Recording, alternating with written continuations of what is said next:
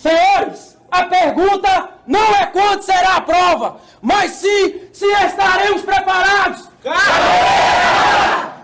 Não nos pergunte se somos capazes, apenas nos dê a missão. Massa pra caralho! LJano, qual é sua missão? Ir para o concurso e trazer a aprovação! Senhores, eu não escutei! LJano, qual é sua missão? Ir para o concurso e trazer a aprovação! LJano, o que é que você faz? Nós deixamos a concorrência para trás! O gaúcho não gritou! Porra, gaúcho! Vai pagar 10, gaúcho! Vai pagar 10, gaúcho! Vai pagar 10! 1, 2, 3, 4, 5, 6, 7, 8, 9, 10! Massa demais, véi! Eu não tem serviço melhor que esse! Vamos lá de novo pro gaúcho gritar! E eu vou gritar junto com você, gaúcho! Vai pra onde? Já gritaram que você vai pagar 10 de novo, vai! Vai pagar 10, gaúcho! Vai pagar 20 logo? Vamos lá! Vamos lá! LJano, qual é sua missão? Ir para o concurso e trazer a aprovação! Grita, fecha a cara, gaúcho! Fecha a cara, isso é caveira, pô! Tá rindo por quê? Fecha a cara! Tá rindo por quê? Boa! Fecha a cara, velho! Mostra pra concorrência que você é LJano e a concorrência é porrada na cara, filho! Vamos lá! LJano, qual é sua missão? Ir para o concurso e trazer a aprovação! LJano, o que é que você faz? Não deixamos a concorrência para trás! Caveira! Valeu, galera! Visão! Pra ser LJano tem que ter visão! O primeiro a acreditar no sonho é você! Não fica esperando de ninguém, não! Tem que virar pra você e falar, eu vou parar de contar história de outras pessoas. As pessoas vão contar a minha. Chega amanhã, detona aquela merda, pô! Agora não passei pelo estudante, você quer, pererê? Se vira até seus pulos! Fecha a cara! Cabeira! Vocês querem passar nesse concurso, vocês querem quebrar essa prova! Vocês não estão aí pra brincar, não, pô! Vocês têm que ir violência! Tudo que você esperou de sua vida, tudo que você passou de raiva, tudo que jogaram na sua cara, tudo que disseram que você não ia ser, amanhã vai cair por terra, porque você vai fazer diferença cabeira, pô! Aqui nessa sala, não tem só o sonho de cada um, não, pô! Junto com o sonho dos senhores, tá o sonho da mãe, tá o sonho de um irmão, tá o sonho de um parente próximo, de um amigo, tá o sonho de alguém que tá esperando você passar para mudar de vida, parceiro. Pode ter certeza que tem alguém que você nem conhece e tá esperando que você passa. Pra quê? Pra utilizar você como exemplo. Não brinca! Que a gente não veio por acaso, parceiro! E a vocês todos que assistiram e estão assistindo agora, eu digo que seja quem você for, seja qualquer posição que você tenha na vida, no nível altíssimo ou mais baixo social, tenha sempre como meta muita força, muita determinação e sempre faça tudo com muito amor e com muita fé em Deus, que um dia você chega lá, de alguma maneira você chega lá.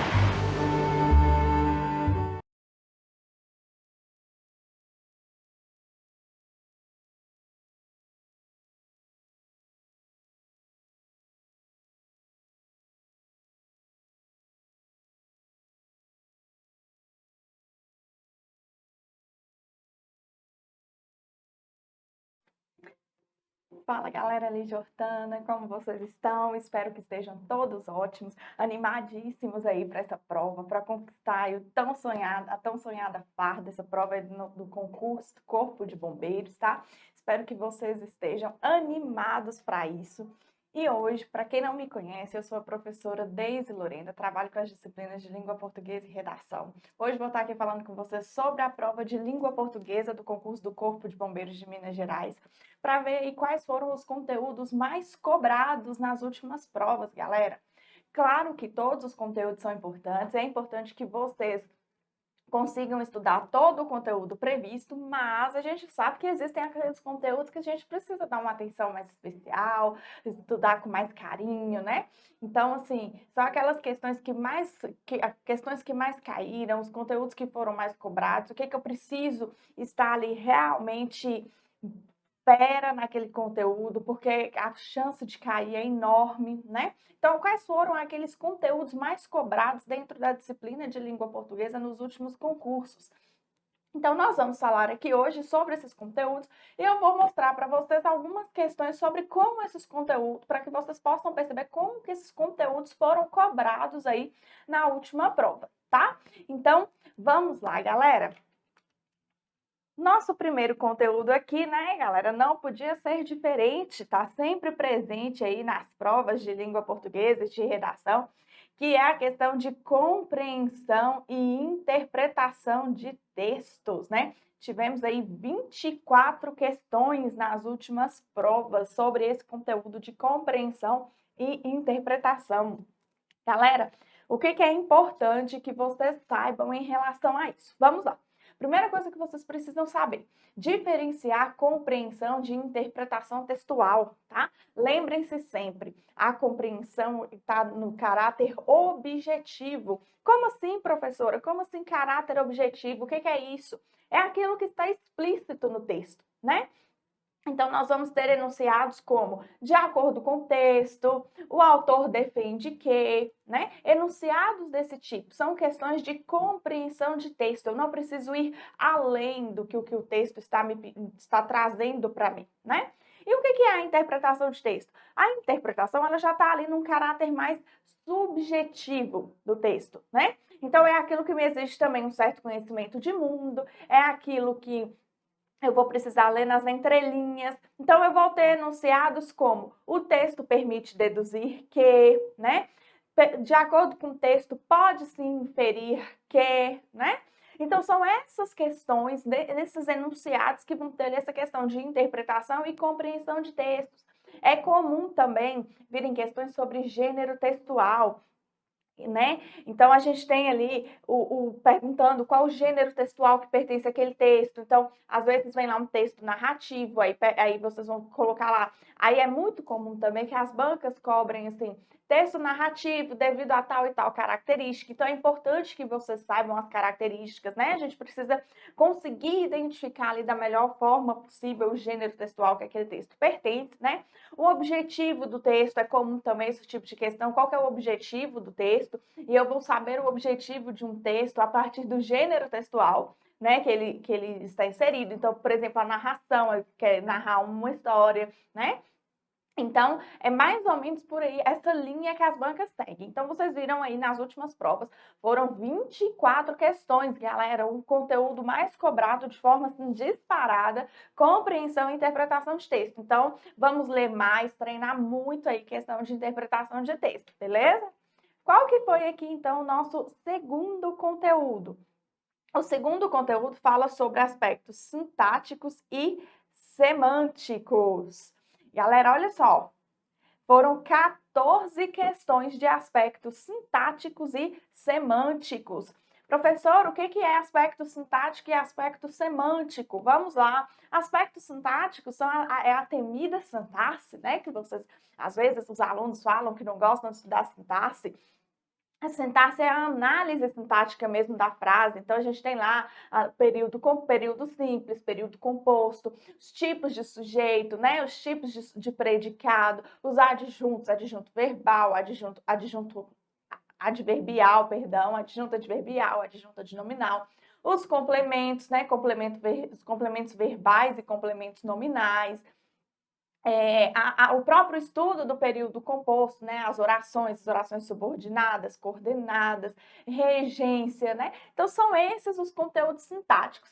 E o que são conteúdos semânticos? Galera, semântica quer dizer o quê? Semântica vem de sentido. Então, o que esses aspectos semânticos cobram da gente? Vão cobrar ali aquelas questões envolvendo parônimos, sinônimos, antônimos, homônimos, vocábulos polissêmicos, né? Então, vamos recordar um pouquinho aqui. Os vocábulos que são sinônimos possuem o mesmo sentido ou aproximado, né? Bom, bondoso. Os vocábulos antônimos são aqueles que possuem sentidos opostos, claro, escuro. Os vocábulos parônimos são vocábulos parecidos na pronúncia e na grafia e com significados diferentes. A gente tem o exemplo aí de flagrante e flagrante, né?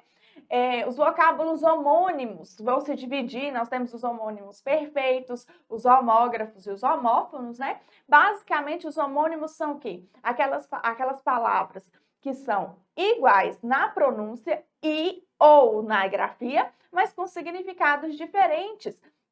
Então, por exemplo, senso com C e senso com S, né? São palavras homônimas. Então, senso com C quer dizer o censo, recenseamento, censo realizado pelo IBGE. Já o senso com S é no sentido de bom senso, né? De juízo. Então, a gente tem que tomar cuidado aí com essas palavrinhas. E os polissêmicos, que são aquelas palavras de múltiplos sentidos, né? Então, eu tenho, por exemplo, a palavra manga, que eu vou ter a manga do pasto, manga da camisa, a manga que é a fruta. Então, ficar atento aí com esses vocábulos, tá, galera? A prova gosta muito de cobrar isso. O nosso terceiro conteúdo mais cobrado são as classes de palavras. Foram 7 questões nas últimas provas. Classes de palavras é morfologia. E aí eu chamo a atenção de vocês aqui, principalmente para questões de verbo e pronomes, né? Vamos lembrar lá, o pronome que está sempre presente nas provas, os verbos, né? Conjugação verbal, tempo verbal, o que aquele tempo quer dizer, né? Então, às vezes a banca coloca lá uma questão e aí destaca o verbo, por exemplo, e pergunta, né, o que o verbo exprime. Então, uma ação concluída no passado, né, que a gente vai ter aí o pretérito perfeito do modo indicativo. Então, tomar cuidado com isso. Não basta só saber conjugar o verbo, eu preciso saber o que aquele tempo e modo verbal me indica, né? E também a questão dos pronomes, os pronomes relativos, principalmente as bancas adoram cobrar, brincar ali com os pronomes relativos, né? Que, quem, cujo, né?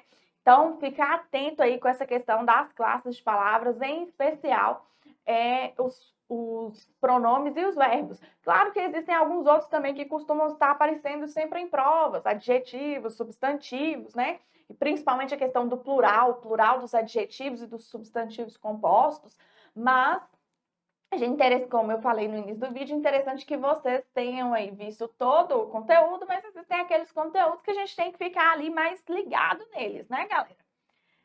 O outro conteúdo nosso mais cobrado, pontuação, né? Pontuação tá sempre presente aí nas provas. Foram 5 questões nas últimas provas. Professora, o que eu preciso estudar de pontuação?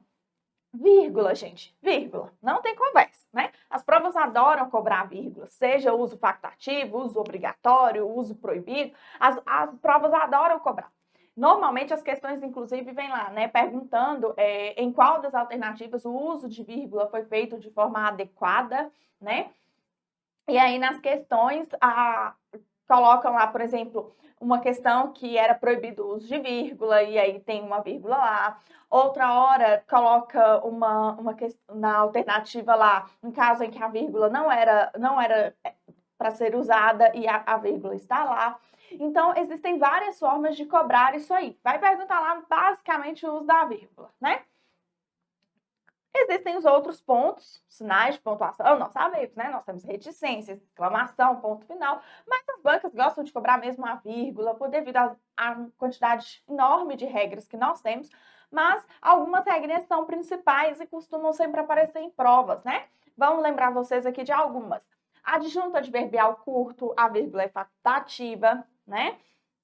Vamos lembrar aqui, se o adjunto adverbial é longo, a vírgula é obrigatória. As orações adjetivas explicativas, a vírgula é obrigatória, né? É comum também que as bancas cobrem de uma outra forma. O que as bancas fazem? As bancas falam sobre a ausência do sinal de pontuação, né? Já tivemos alguns casos de a prova vir falando sobre isso, né?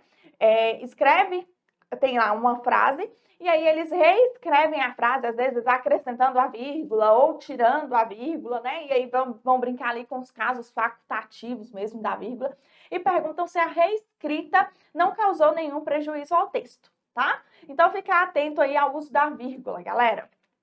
Vamos lá para o nosso próximo conteúdo. Estrutura da oração e do período, né? 3 questões. Nessa parte aqui de estrutura da oração e do período, o que é isso, pessoal? É basicamente aquela questão de sintaxe mesmo, mas é para observar ali se o período está realmente bem escrito, se não houve problemas, né? Se a troca, às vezes, dos elementos, às vezes eu tenho lá a estrutura verbal, sujeito, estrutura da oração, perdão. Sujeito, verbo e complementos. Aí pega lá o complemento verbal e joga lá para frente, né? Para poder perguntar essa questão de prejuízo, se causaria algum prejuízo à interpretação. Então, basicamente, estrutura da oração e do período. E do período é isso, os termos que estão presentes ali, os termos da oração, né? Aquela estrutura ali, se é um período composto por coordenação, por subordinação, tá? Então, basicamente é isso, o tipo de predicado que está presente ali naquela oração. Então, essa questão aí de estrutura, tá? O nosso próximo conteúdo, concordância nominal. Nós temos dois tipos de concordância aí na gramática, né, gente? Galera que está aí estudando sabe que nós temos aí dois tipos de concordância. Quais são esses tipos de concordância? Concordância verbal e concordância nominal. Só que nas provas aí do Corpo de Bombeiros foi mais comum a presença da concordância nominal. Então, fiquem atentos aí ao uso das palavras, né? Anexo, por exemplo, né? Vamos lembrar aí, a gente nunca usa em anexo, né? Então, essas palavrinhas que geram dúvidas aí, é interessante vocês darem uma olhada aí nessa questão de concordância nominal, tá? E o outro conteúdo mais cobrado, coesão e coerência. Galera, coesão e coerência, a gente tem que estar atento, tá? Por quê? O que a gente tem que se atentar aqui? Vejam bem, como que são essas questões? A prova cobra ali o uso dos conectivos, né? Pergunta, por exemplo, se aquele conectivo deixou o texto coerente. Às vezes faz uma troca de conectivo e pergunta se o conectivo, se essa troca não causaria nenhuma alteração de sentido, né? Pergunta sobre o uso de um determinado conectivo ali no texto, se teve coerência, se manteve a coesão. Né? Pergunta-se também em provas, é comum, né? As formas de coesão textual que a gente tem, então, coesão lexical, referencial, né? Então, retomada. Então, a gente tem que se atentar a isso, essa questão da coerência, da coesão, quais são os tipos que a gente tem, né? Coerência lexical, coerência de retomada, questão de coesão de retomada, né? Então, se atentar a isso, quais são aí esses elementos de coerência textual. E é comum, né?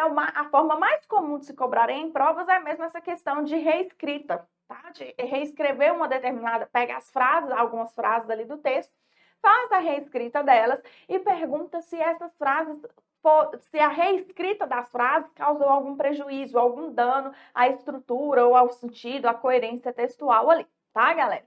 Então, basicamente, esses são os nossos conteúdos aí mais cobrados aí nas últimas provas, tá? Que vocês precisam estar aí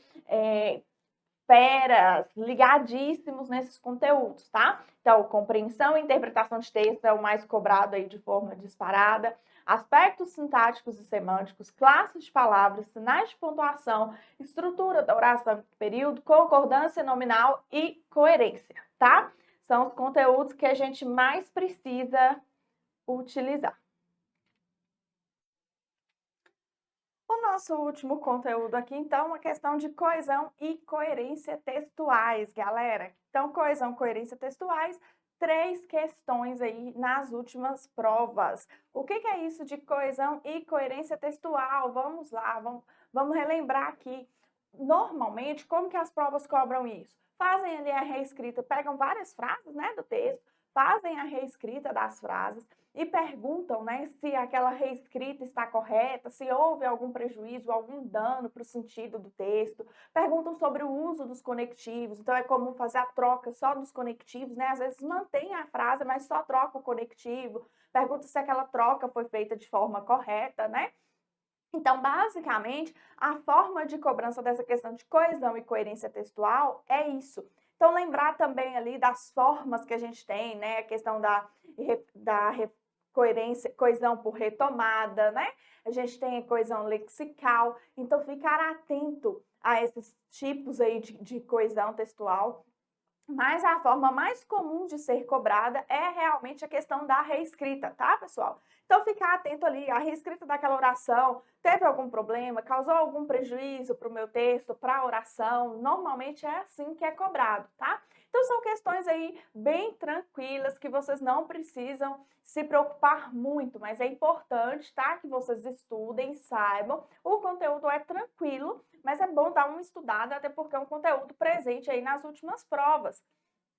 Então, relembrando aqui os conteúdos mais cobrados que nós tivemos aqui: compreensão e interpretação de texto, aspectos sintáticos e semânticos, classes de palavras, sinais de pontuação, estrutura da oração e do período, concordância nominal e coerência e coesão textuais. Volto a falar, pessoal, é importante ler todo o edital, estudar todo o conteúdo? Sim, claro, o ideal é que vocês consigam fazer isso. Mas esses aqui são os conteúdos mais cobrados aí dentro das provas, das últimas provas, tá?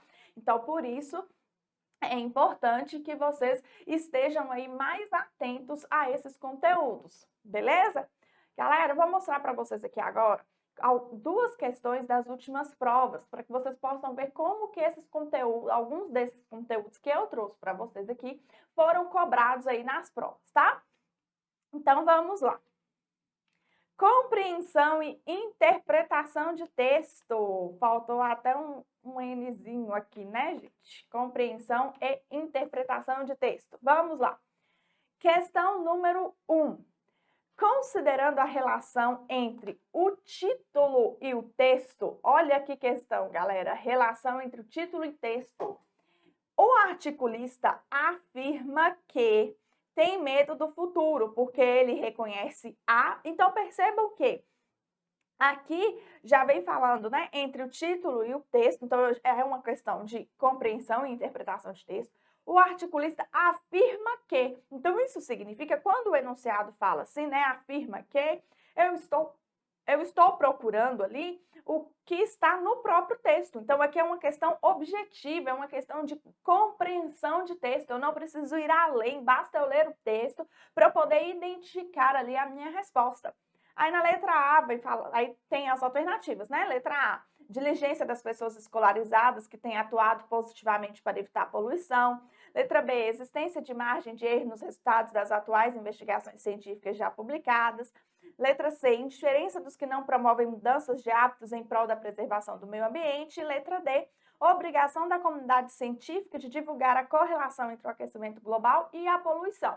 Então, lá na prova tinha o texto, e aí nesse texto, a partir desse texto, né, a leitura ali entre o título e o texto, depois a leitura do texto, eu ia identificar qual que era o porquê desse medo, né? Esse medo que o autor tinha ali do futuro, tá? Então, vamos lá. Questão número 2 vai falar sobre os aspectos sintáticos e semânticos. A segunda questão que eu trouxe aqui. Assinale a alternativa em que o termo entre parênteses é sinônimo. Olha, galera, o que são sinônimos que nós falamos aqui? Sinônimos são palavras de mesmo sentido ou aproximados, né? Então, o termo entre parênteses é sinônimo da palavra ou expressão destacada e pode substituí-la sem alterar o sentido do período. Então, letra A. A temporada dos furacões começou com estardalhaço, causando danos devastadores pelo mundo. Aí, entre parênteses, nós temos misantropia. Letra B. Tenho perguntado a amigos e colegas a razão da relutância de tantos em aceitar o óbvio, entre parênteses, resistência. Letra C. Podemos dizer algumas coisas sobre essa apatia que afeta os que manipulam o poder e muitos outros, entre parênteses, pujança. Letra D. Existem algumas cidades que estão tomando providências e uma exemplar é Miami, nos Estados Unidos. E aí, entre parênteses, tem procrastinando. Então, eu vou avaliar aqui se estardalhaço é sinônimo de misantropia e pode substituir a palavra estardalhaço e pode ser substituída. Se relutância é sinônimo de resistência e pode ser substituída, tá? Então, basicamente, a cobrança é dessa forma, tá, galera? O gabarito aqui das questões, a questão número 1 que eu trouxe é letra C. Questão número 2 é letra B, tá? Então, galera, esses aí são os conteúdos mais cobrados aí nas últimas provas. A forma como a banca gosta de cobrar, e alguns desses conteúdos eu mostrei para vocês aí nessas duas questões, são questões relativamente tranquilas, tá? Questão de interpretação de texto, aspectos semânticos, pontuação, é só vocês tomarem cuidado, estejam atentos aí ao conteúdo, tenho certeza que vocês vão arrasar na prova, tá, galera? Sucesso para vocês aí e bons estudos!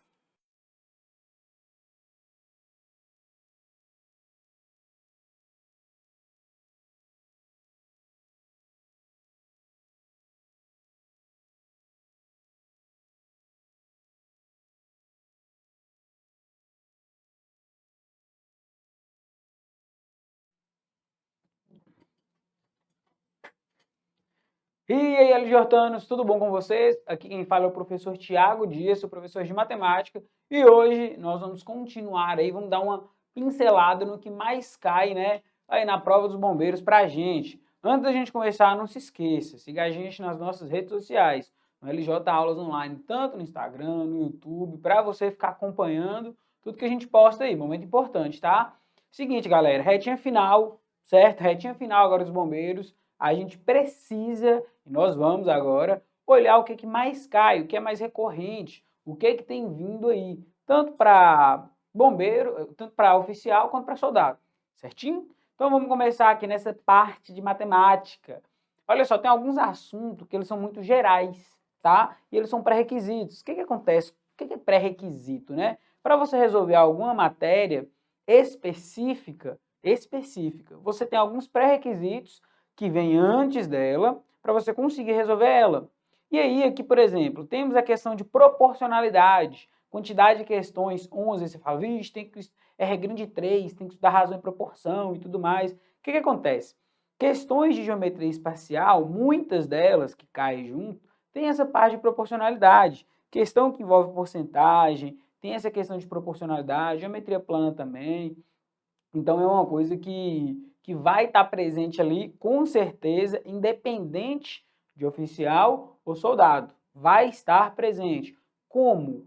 Ou uma questão específica de regrinha de 3, que é aquela questão que você acha que é até pegadinha. Pô, é só jogar uma regrinha de 3 aqui, acabou? Vai ter isso? Vai. Tem questão assim, tá? Então, vai ter.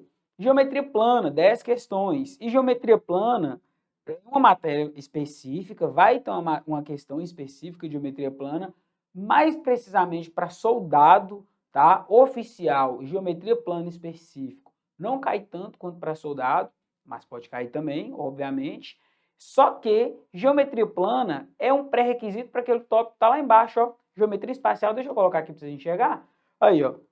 Segundo tópico nosso é geometria plana. Aí o penúltimo é geometria espacial.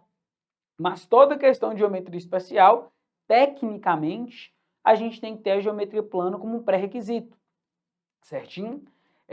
Para o terceiro tópico, nós temos essa questãozinha aí dos números reais, tá?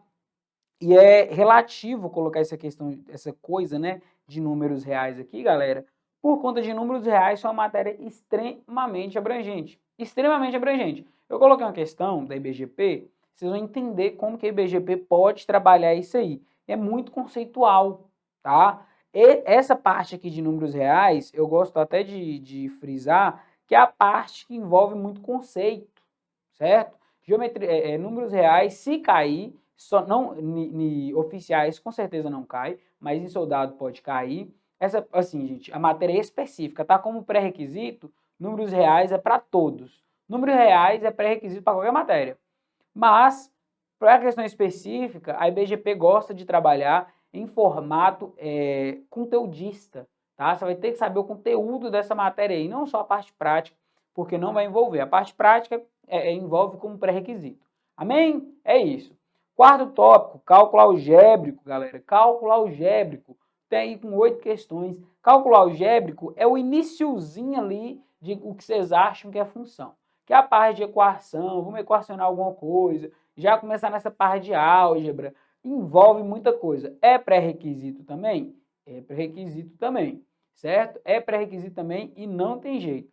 Vai cair na parte de oficial e na parte de soldado também. Confia. Essa parte de função, de você ter que equacionar alguma coisa, de você ter que solucionar um problema, resolvendo a equação ou modelando uma equação aí de acordo com o enunciado, é característico, certo? Dos bombeiros e também da IBGP. Agora, próximo tópico, análise combinatória e probabilidade. Análise combinatória e probabilidade caminham juntas, tá? É comum ver questões nos bombeiros e também da IBGP, que agora vai ser, né, unido aí, essa coisa de ter uma questão de análise combinatória e probabilidade dentro de uma mesma questão. Não é incomum de ver. São temas separados, tá? São temas separados, porém você pode ver essas duas coisas juntas. Ah, Thiago, mas eu vi uma questão da IBGP que era só de probabilidade, então quer dizer que não cai assim? Não, não estou falando isso, pode cair demais. Só que é comum também ver os dois caindo junto.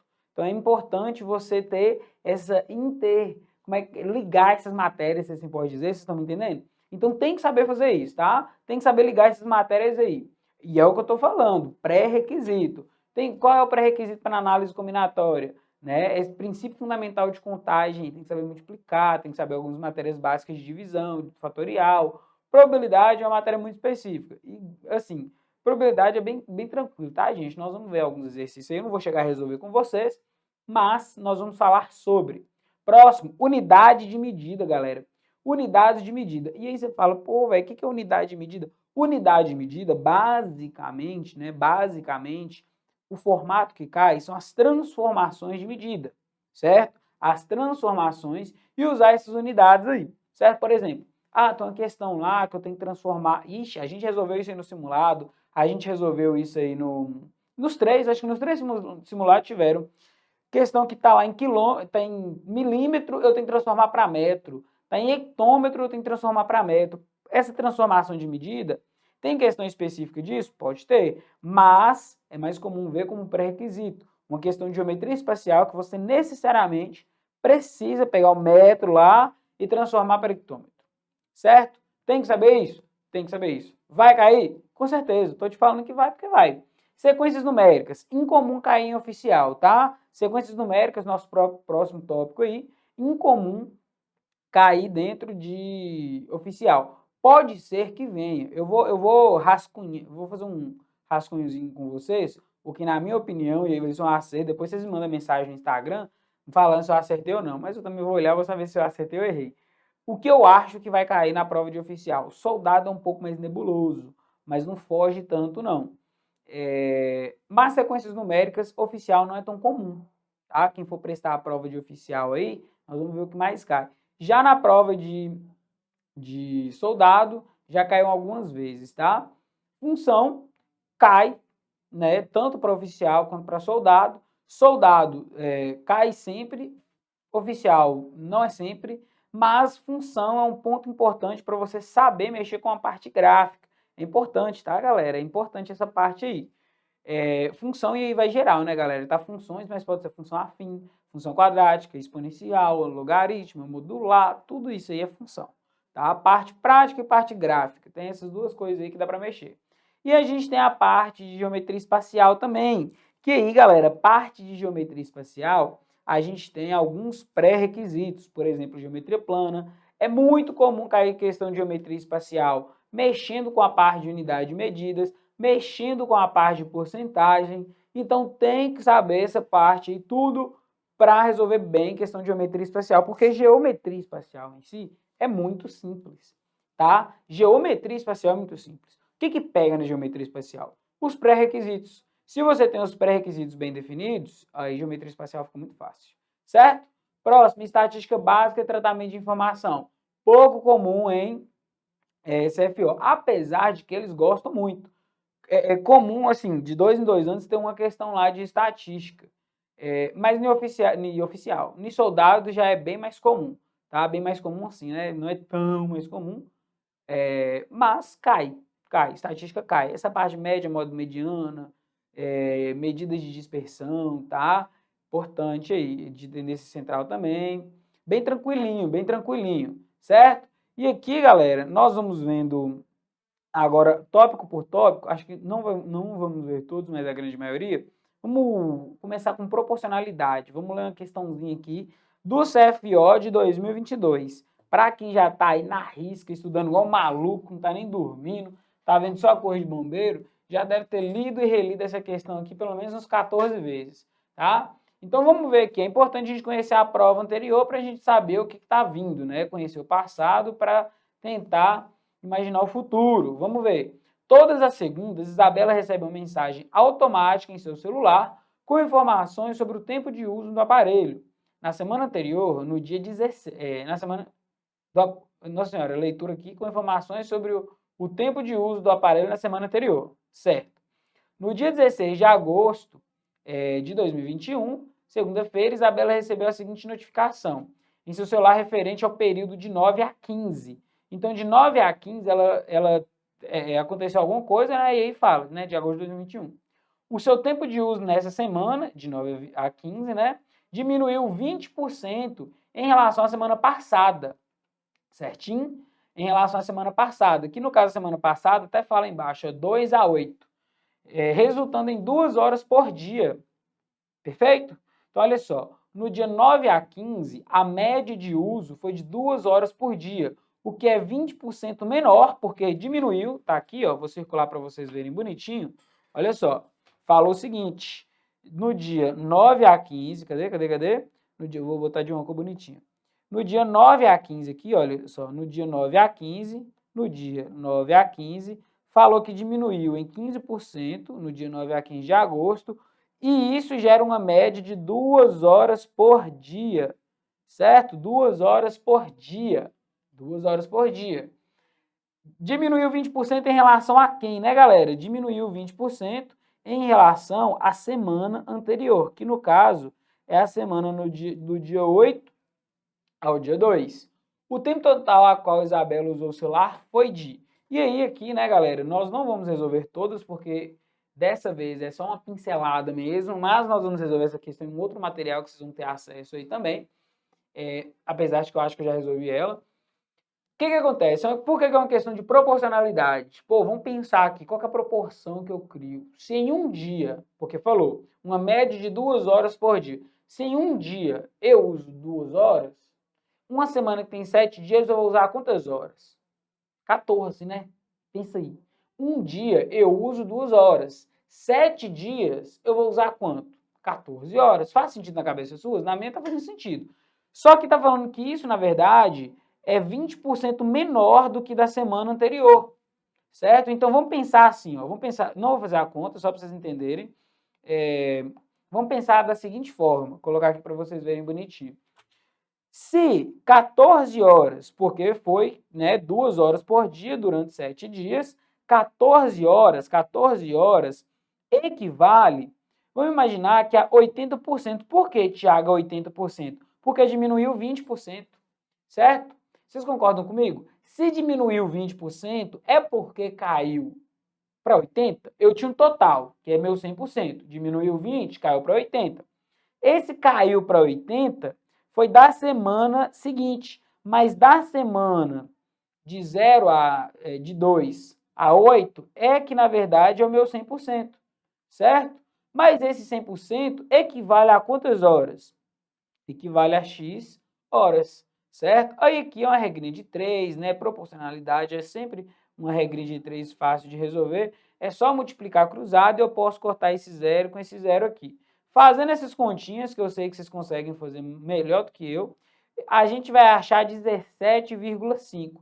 E aqui, olha, você vai vir numa vontade sedenta de marcar a letra D. Cuidado, viu? Você achou 17,5 e você vê a letra D. 17,50. Você fala, estourei, eu achei a letra D. Marca e erra. Triste. Por quê, galera? Toda vez que tiver essa parte de uma unidade, vírgula, alguma coisa, cuidado, principalmente em relação a tempo. Porque o que acontece? Esse vírgula 5 aqui, olha, é relacionado aos minutos. Mas 1 hora tem 60 minutos. Então, uma dica para simplificar o processo é 17,5, 17,5. Você já estava imaginando que é 17 horas e 30 minutos, 17 horas e meia. Mas como é que eu defino isso? multiplica esse finalzinho aqui por 6, ó, sempre por 6, tá? Só o que está depois da vírgula. Quanto que é, no caso, 5 vezes 6? Dá 30, não dá? 5 vezes 6 dá 30. Então, é 17 horas e 30 minutos. Deu para entender o raciocínio? Deu, não deu? Aí fica sendo a letra C. Um outro exemplo, só para resolver esse pedacinho aqui que a gente tem, se eu tivesse, por exemplo, deixa eu pensar, 15 horas, 4 minutos. 15 horas, 4. 15 horas, 4. Como é que eu transformo isso aqui para minuto? 15,4 hora.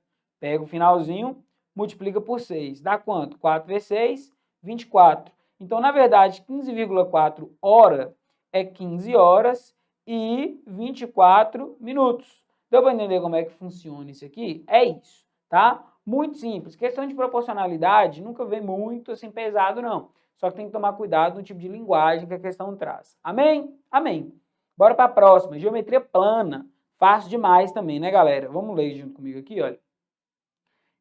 Um tipo de porcelanato, revestimento, né, para piso, é vendido exclusivamente em caixa de 7 peças. Cada peça possui um formato quadrado. Cada peça possui um formato quadrado, cujo lado mede 60 centímetros. Luiz deseja revertir sua casa com este tipo de porcelanato. Sabe-se que o piso da sua casa possui 30 metros quadrados. Nessas condições, quantas caixas desse porcelanato, no mínimo, Luiz precisa comprar? E aí, galera, o que acontece aqui, né? Eu tenho ali 60 centímetros e meu quarto, a casa, né, tem 30 metros quadrados. Cuidado, sempre deixa na mesma unidade. E se for possível, olha a unidade das respostas. Às vezes a resposta já te dá a unidade. Não é o caso aqui. Mas, como a casa está em metros quadrados, e transformar metros quadrados para centímetros quadrados dá mais trabalho do que transformar centímetro para metro, é mais inteligente você pegar os 60 centímetros ali e transformar para metro, né? 100 centímetros é 1 metro. 60 centímetros é 0,6 metro. Então, é um quadrado de lado 0,6. Quantos porcelanatos desse eu vou precisar? Né? É geometria plana, porque você vai ter que calcular a área, mas também tem o quê? Proporcionalidade, o que a gente acabou de ver, né? É uma proporção. Pô, quantos porcelanatos eu preciso para dar 30 metros quadrados? Lembrando que eu vou calcular a área do quadrado de cada porcelanato, né? Porque o porcelanato aí está em formato quadrado. Vislumbrando aqui bem rápido, é 0,6 metro, igual eu comentei com vocês, não é? 0,6 metro, deixa eu colocar aqui para vocês verem. 0,6 metro é o valor de cada porcelanato aí, certo? 0,6 metro é o valor de cada porcelanato. Do lado, então imagina um quadrado em que o lado é 0,6. Opa, não virou quadrado não, mas tá bom. Aqui, olha, um quadrado em que o lado é 0,6, certo? 0,6, 0,6. Olha, eu teria que achar a área disso aqui, tá? A área de cada porcelanato, equivale a um pedacinho da área toda da casa, que é de 30, certo? E aí eu tenho que saber quantas vezes eu preciso de um porcelanato para chegar em 30 metros aí, levando em consideração, né, que cada caixa contém 7 peças. Eu estou querendo saber o número de caixas. Amém? É isso, galera. Essa é uma questão aí fácil de resolver, né? Eu tenho certeza que vocês conseguem desenvolver, mas eu acho que eu já resolvi ela aqui também para vocês. Números reais. Questão de número 3 aí, olha. Com relação à operação dos números reais, é correto afirmar que... Ó, pra você ver como é que a IBGP aqui não caiu no CFO, mas é uma questão da banca, é da IBGP.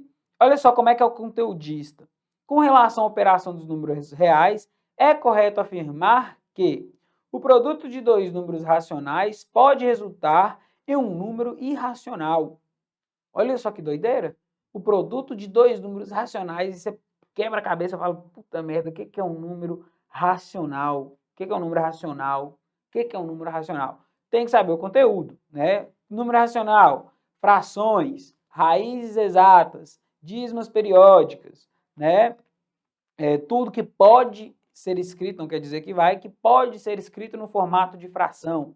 Então quer dizer que o produto de dois números racionais resulta em um número racional? Não, está errado isso aí, né? Claro. Aí é a parte do conteúdo, galera, tem que saber. O produto de dois números irracionais sempre é um número irracional, também está errado. Né? Tem que saber essa parte desse conteúdo, galera. Por que está errado, né? Se eu multiplico um número por ele mesmo, é a mesma coisa que elevar um número ao quadrado. Mas se o número está ao quadrado, ele tem raiz. E número irracional não tem raiz. Né? Parece que é um trem que é meio lógico, mas acaba sendo. C. A soma de dois números racionais pode resultar em um número irracional. D. O quociente de dois números racionais sempre é um número irracional. Errado. Se eu dividir um número por ele mesmo, sendo irracional, esse número aí ele pode se tornar um número racional. A soma de dois números irracionais pode resultar em um número racional. Essa aí está certa, né? Porque tem alguns tipos de soma que a gente consegue relacionar aí chegando a um número racional, mesmo ele sendo irracional. Certinho, galera? Questão de número 3. Agora, a 4, que é a parte de cálculo algébrico, também caiu na CFO de 2022, que, na verdade, te dá uma função, só que você resolve ela em formato de uma equaçãozinha mesmo.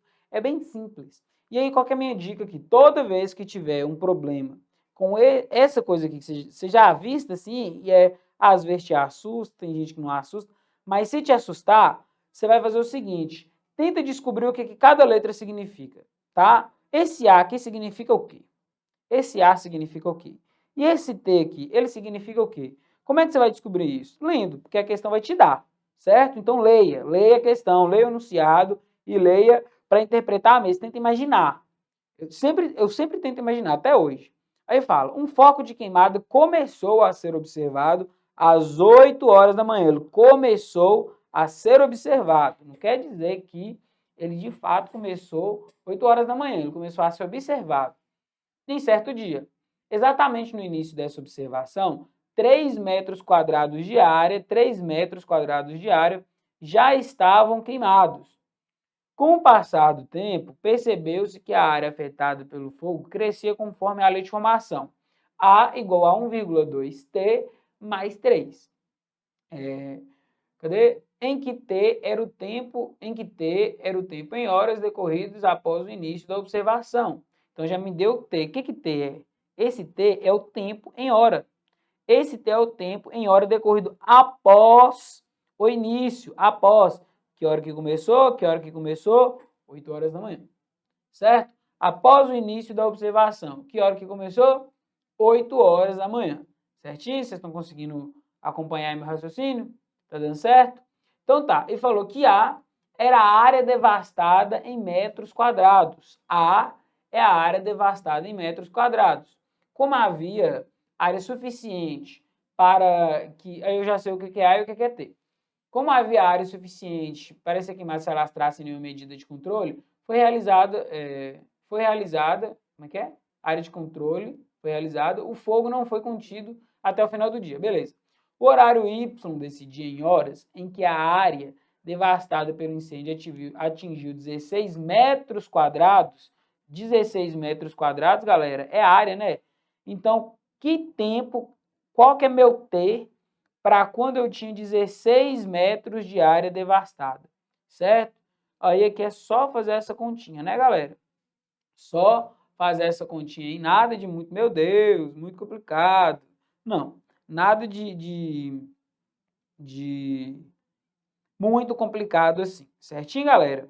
E aí, essa parte aqui, galera, essa parte muito tranquila que a gente consegue resolver, é uma equaçãozinha. Se quiser resolver em formato de equação, vai ter que achar o valor do T aqui. Achando o valor do T, cuidado, tá? Porque aqui o T é o tempo que passou, mas começou às 8 horas, tá? Começou aqui, ó, às 8 horas. Então, T é o tempo que passou, certo? É isso. Análise combinatória e probabilidade. Eu ainda coloquei uma questão que cai os dois ao mesmo tempo, que foi do CFO de 2022. Olha só para vocês verem. CFO 2022 fala o seguinte, nessa questão aí de análise combinatória e probabilidade. Em um dia de trabalho, o batalhão de bombeiros dispunha de 2 mulheres e 4 homens para o atendimento ao público. Nesse dia, foram chamados para uma emergência esse dia, foram chamados para uma emergência e formaram uma equipe ao acaso de 3 pessoas entre as 6 disponíveis. Vamos aqui que eu li igual um jumento. Vamos lá. Eu tinha quantas pessoas disponíveis? Né? 6 pessoas disponíveis. Eu tinha 6 pessoas disponíveis aí nesse meu batalhão. Eu tinha 6 pessoas disponíveis e eu vou montar a equipezinha de 3 pessoas, certo? Equipe de 3 pessoas. Levando em consideração aí, né, qual é a probabilidade de que essa equipe seja formada por uma mulher e 2 homens, certo? Levando em consideração que eu tenho 2 mulheres aí para disposição, né? E 4 homens. Eu quero uma equipe que tenha somente uma mulher e eu quero uma equipe que tenha somente um homem. E aí a pergunta é, qual a probabilidade de ser formada? Probabilidade, galera, de forma bem genérica, são os casos favoráveis dividido pelos casos totais, certo? Qual é o meu caso favorável? Ter uma mulher e 2 homens. Ter uma mulher e 2 homens. Qual é? Isso aqui seriam os casos favoráveis. Vou colocar até aqui, ó, vou colorir para vocês entenderem. Os casos favoráveis é ter uma mulher e 2 homens, que são os casos favoráveis. Agora, quem são os casos totais? Quem são os casos totais, galera?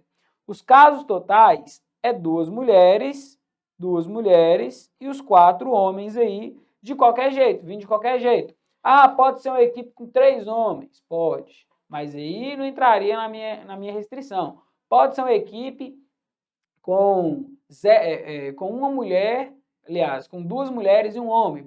Poderia, mas aí não entra na minha restrição, certinho? E aí é só calcular os casos totais e os casos favoráveis. Nós vamos resolver essa questão no próximo material, tá?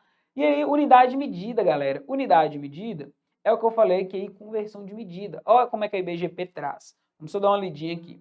Quando se diz que um televisor é de X polegadas, está subentendido que X é o comprimento em polegadas da diagonal do televisor. Então, se você tem um televisor, galera, eu não sei se vocês sabiam disso, eu já sabia, né?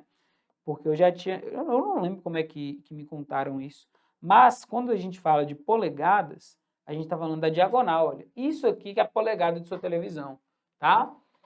A polegada é uma medida de comprimento inglesa frequentemente usado no Brasil. A aproximação, uma polegada é igual a 25 milímetros.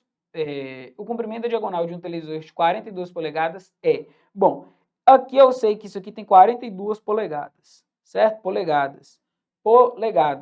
E eu sei que uma polegada é igual a 25 milímetros. Só que repara na minha resposta, ó. As respostas aqui estão em metro, centímetro, decímetro ou metro aqui de novo, tá? Então, eu tenho que transformar, na verdade, esses milímetros ali para metro, certo? E aí é só resolver, é só multiplicar isso aí e converter, galera. Como é que eu converto isso aqui? Tem aquela escalinha que eu já falei, né?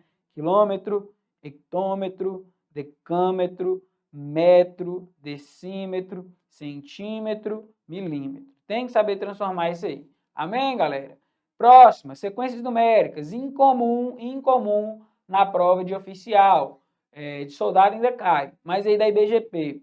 Não quer dizer que não caia também, tá, galera? Tá no edital, não quer dizer que não cai para oficial, não. O produto de 2 algarismos do próximo número da sequência é... Próximo número da sequência, galera, esse número aqui é quem? Né? Quem que é esse X aqui? O que está acontecendo aqui, olha? O que está acontecendo? O 26 virou 54, o 54 virou 110, o 110 virou 222 e o 222 vai virar alguma coisa aqui, olha. A lógica, qual que é a lógica por trás? Bom, é o dobro mais 2, repara comigo. Qual que é o dobro de 26? 52. Mais 2, 54. Qual que é o dobro de 54? Né? 108. 108 mais 2, 110. Qual que é o dobro de 110? 220. Mais 2, 222. Qual que é o dobro de 222? 444. Mais 2, 446. Aí pergunta, qual que é o produto dos algarismos? É só multiplicar. 4 vezes 4 vezes 6. Deu uma travadinha aí, né? Mas já vai voltar, tá? 4 vezes 4 vezes 6. 4 vezes 4, 16. Aqui, olha, 4 vezes 4, 16. 16 vezes 6 vai dar quanto, galera? 16 vezes 6, dá para fazer de cabeça, né? 16 vezes 6. 10 vezes 6, 60. 6 vezes 6, 36. Fechou? 96 para a gente morreu. Letra A. Geometria espacial, já quase finalizando aí. Olha só. Só esperar descer, precisa acompanharem a leitura junto comigo. Esse finalzinho de geometria espacial fica no seguinte formato. Geometria, né, para a CFO 2022. A capacidade de um tanque, de um carro, de bombeiro varia muito.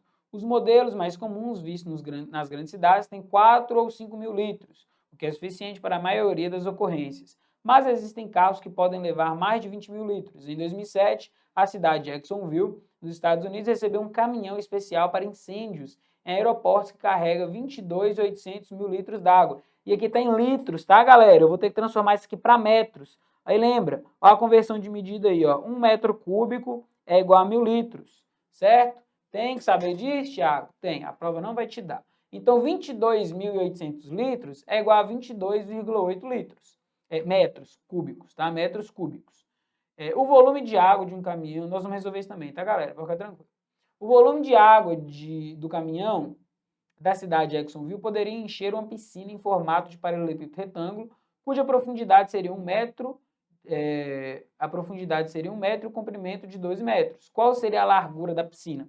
Então, basicamente, falou o seguinte, eu tenho uma piscina em formato de um paralelepípedo reto-retângulo, que é tipo uma caixinha de sapato. Eu estou fazendo aqui bem daquele pique, para a gente ganhar tempo. Mas olha só, aqui mede 1, aqui mede 12, né? Eu ainda não escrevi, mas vai aparecer para vocês. Aqui mede 1, e vamos dizer que aqui mede 12, ou o contrário, tanto faz. E aqui mede x, é a largura. Eu tenho que descobrir isso aqui. Aí, como é que eu calculo o volume? Eu multiplico os 3, né? Porque tem um formato de paralelepípedo, é 1 vezes x vezes 12. Só que eu já sei que o volume é 22.800 litros. Só que 22.800 litros é 22,8 metros cúbicos. O volume deste lado é dado em metros cúbicos e deste lado já está em metros cúbicos. Então, tá tudo certo.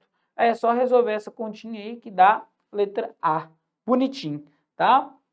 E para a gente finalizar, estatística básica e tratamento de informação fala o seguinte, um grupo CFO 2016, esperar descer para aparecer bonitinho para vocês também, só um minutinho já vai voltar, tá? Voltou. Ó, um grupo de oficiais do Corpo de Bombeiro foi dividido em 4 equipes, A, B e C, e para... Cadê? E para... Voltou. Para a realização de uma competição com o objetivo de avaliar e incentivar os trabalhos em equipe e a colaboração mútua para o desenvolvimento profissional de cada oficial, bem como para o resultado da equipe. A competição é simples, a prova escrita realizada por todos os membros de todas as equipes, de todas as equipes, o membro de todas as equipes. A equipe vencedora é aquela que obter maior média, considerando a nota obtida por seus membros. Para tanto, cada equipe teve 1 mês para se preparar e, ao final das provas, obteve o seguinte quadro, cujas notas foram agrupadas em classes. Tá aí, olha só, te deu, né, uma tabelinha aí, ó, separada por classes. Aí tem equipe A, equipe B, equipe C e tem que tirar a média disso. É muito simples, só tirar a média de uma tabela que tem dividida em classes, né? Tem que saber isso aí, não é todo mundo que define isso também não. Logo, analisando a distribuição de frequências agrupadas vencedora, foi basicamente calcular a média aí, tá, galera? Para quem não sabe resolver essa parte estatística, principalmente esse pedacinho de tirar a média em uma tabela de classes, não assusta não. Assim, caiu essa em 2016, mas não é uma coisa tão recorrente, tá? E aí eu falei que eu ia fazer um esqueminha, e aí vocês vão montar isso aqui na cabeça suas. Se eu acertar, vocês podem pagar alguma coisa depois. Se eu não acertar, aí acontece, né, galera? Mas eu acho que eu vou acertar. É comum cair para oficial, não estou falando de soldado, para oficial, geometria espacial, todo ano, geometria espacial, uma questão de geometria espacial, uma questão de análise combinatória, às vezes mistura com porcentagem, mas nem sempre, uma questão de geometria espacial, uma questão de análise combinatória, uma questão de cálculo algébrico que desenvolve até função, tá? Então pode equacionar alguma coisa ou resolver algum tipo de função. Essas outras duas questões que sobram, para CFO são 5. Essas outras duas questões que sobram, normalmente variam a questão de proporcionalidade e alguma coisa relacionada a algum conteúdo básico, tá? Geometria plana volta, ou uma outra questão de função, fácil de resolver, tá? Nada muito difícil. Se eu acertar pelo menos 3, normalmente eu falo essas 3. Geometria espacial, análise combinatória e função para CFO. Essa é a minha aposta, tá? Para essas 3 questões. Pô, se acertar 3 questões de 5 com total certeza, sobra 2 para você tentar desenvolver ali e quebrar o pau, né? E aí é isso, galera.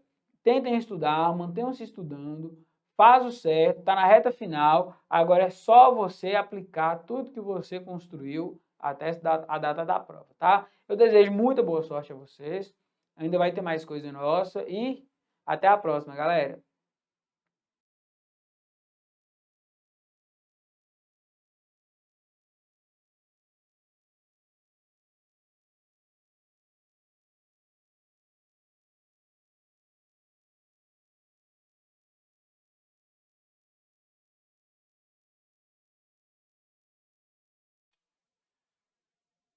Fala, galera! E aí, galera, beleza? Como estão os estudos por aí? Firme e forte no propósito, passar no concurso e agora é a hora, né? Beleza, galera? Deixa eu te falar. Meu nome é Caio, sou professor de Geografia. Quem está aqui com a gente desde o princípio pode ter assistido outros vídeos meus aí, corrigindo questões de Geografia e de História. Estamos aqui para ajudar vocês a conseguir passar neste concurso de bombeiro. Qual que é o significado dessa aula hoje? Hoje nós vamos buscar trazer para você um apanhado do que mais caiu em todas as provas do Corpo Bombeiro. Das multibancas, de várias bancas que caíram, que tiveram prova do Corpo Bombeiro. E eu trouxe para você também algumas questões da banca específica do seu concurso. Da banca específica do seu concurso. Algumas questões atualizadíssimas, algumas questões novas, questões que podem aparecer bem semelhantes na sua prova, beleza? Como eu te falei, eu chamo Caio. Para quem não me conhece aí, galera, para quem não assistiu nenhuma aula minha ainda, meu nome é Caio, sou policial penal do estado de Minas Gerais há 6 anos, quase 7. Dia 16 de fevereiro eu completo 7 anos, completo 6 anos, desculpa, estou há 5, quase 6. Dia 16 de fevereiro eu completo 6 anos como policial penal. Já fiz inúmeros concursos, sou concurseiro, já estive próximo de passar de um tanto, já passei num tanto também. Então, assim, tem que ir firme, tem que tentar, tem que ir atrás. Espero que seja dessa vez que você passe, mas se não for, não desista, continue. Já perdi inúmeras coisas, já perdi na prova, já perdi no exame médico, já perdi no teste físico, já perdi num tanto, mas também já passei num tanto. Já deu certo num tanto, vai chegar uma hora que você vai escolher qual você quer, se você quer esse, se você quer aquele, vai escolher o salário que você quer ganhar. Se for concursos semelhantes, como na época que eu fiz, teve um concurso de agente penitenciário e agente socioeducativo, e eu fui aprovado nos 2, eu pude escolher em qual eu achava melhor para mim trabalhar. Essa é a intenção do concurseiro, é você passar, e depois que você passar, você faz uma previsão de onde você pode chegar com isso tudo. Aí passou, terminou, acabou, vamos lá, para o próximo passo. Ah, não, eu quero morrer aqui como bombeiro. Beleza, sem problema nenhum. Uma carreira maravilhosa, você vai ter uma ascensão salarial também bacana. Mas se você achar que aquele dali não é para você, que aquele dali não é para a sua vida toda, você pode tentar outro concurso. Beleza? A intenção do concurseiro é essa. Você passa em um, se deu certo bem, se não deu certo, tenta outro, passa em outro. E vai indo por aí, vai tentando, até que consegue. Beleza? Como eu te falei, eu sou professor de Geografia. Eu dava aula no estado de Minas Gerais até 2016. Durante 4 ou 5 anos, mais ou menos, eu trabalhei como professor no estado de Minas Gerais aqui também. e formei na Unimontes. Em 2011, nem imaginava que eu ia dar aula, nem queria dar aula, não queria mexer com dar aula, não queria saber de aluno, não queria saber de nada. A partir do momento que eu me vi com a vontade um pouco maior de chegar em outros objetivos, eu tive que abrir mão, dar um passo para trás. Trabalhava numa empresa, numa multinacional, tive que dar um passo para trás e fazer o que eu achava que eu não queria e acabei tomando gosto. Deus sabe, para quem acredita em Deus, Deus sabe qual que é a sua melhor trajetória, Deus sabe o que vai ser melhor para você, beleza? Como eu te falei, hoje nós vamos trazer para você aqui uma aula de geografia bem diferente. A gente vai trazer aqui para vocês as formas com que a questão pode aparecer para você.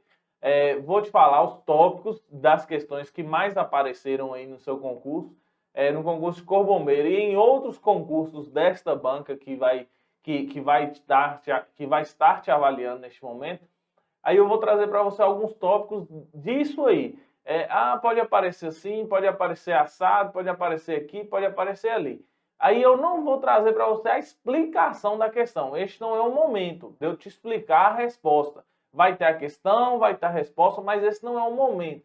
Professor, mas eu fiquei em dúvida dessa questão e tal. Eu te aconselho ir num site de questões, por exemplo, que tem aí na sua internet. Eu te aconselho ir num site de questões que sempre tem uma aula, sempre tem uma explicação. E essas questões foram retiradas desses sites. Essas questões foram trazidas para você aqui neste momento deste site. Então vamos lá, vamos pegar firme. É uma aula demonstrativa, é uma aula expositiva. Eu vou expor alguns tópicos com você. Não vou te ensinar nada, não vou te passar conhecimento assim conteúdo nenhum em relação à sua prova. Eu simplesmente vou te falar. Se você está com preguiça de assistir, eu te aconselho por aí velocidade 2, velocidade 1,5, para você ter pelo menos uma ideia de como que vai cair, de como vai ser, como é uma coisa que você não precisa de gravar, que você só precisa de entender e assimilar. Então não tem problema você pôr uma velocidade um pouco maior, não tem problema. Às vezes você está sem tempo, última hora, reta final, estudando e tal, não sei o quê. Então não tem problema você pôr uma velocidade maior, beleza? Vamos lá, então, para a gente não perder tempo aqui nesses tópicos, para a gente poder chegar no final e dar tudo certo, beleza?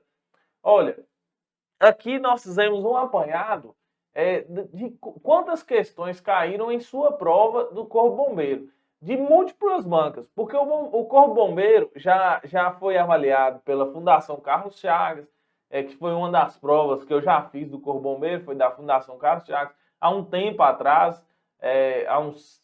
Se eu não me engano, há uns 10 anos atrás, eu não estou lembrando exatamente, a Fundação Carlos Chagas foi quem avaliou a prova do bombeiro. Então, assim, atualmente é outra banca. O bombeiro ele não tem uma banca fixa. Então, esses tópicos que nós trouxemos aqui para você hoje, neste momento, são os tópicos que mais caem nas provas dos bombeiros. Não quer dizer que vai cair. Por quê? A gente acabou fazendo um apanhado dos que mais caem, do que você tem que estudar mais na prova do bombeiro múltiplas bancas. Só que quando eu trouxe para você aqui, eu trouxe para você algumas questões da banca específica do seu concurso. Então pode cair parecidíssima.